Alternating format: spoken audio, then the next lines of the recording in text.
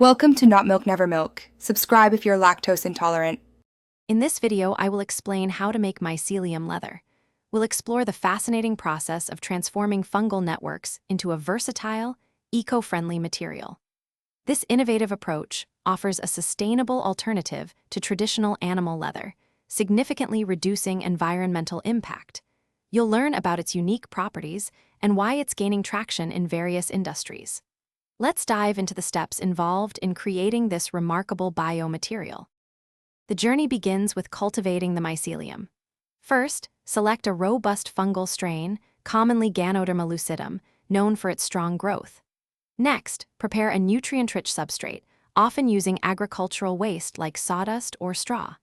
Inoculate this substrate with either spores or a liquid culture. Crucially, maintain optimal environmental conditions, including a consistent temperature between 25 and 30 degrees Celsius, to encourage vigorous growth. Once the mycelium has grown, it's time for forming and processing. Allow the fungal network to develop into a dense, uniform mat, usually several millimeters thick. Carefully harvest this mat when it achieves the desired density.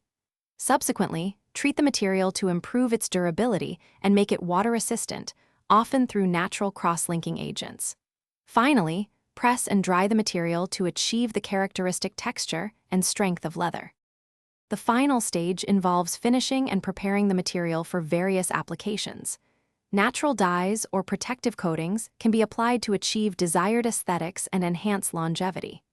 The resulting mycelium leather can then be cut, stitched, and embossed, just like conventional leather. This innovative material is finding its way into fashion accessories, automotive interiors, and even furniture, offering a strong, flexible, and truly sustainable alternative for many products. Thanks for watching. If this was helpful, leave a like and consider subscribing. See you next time.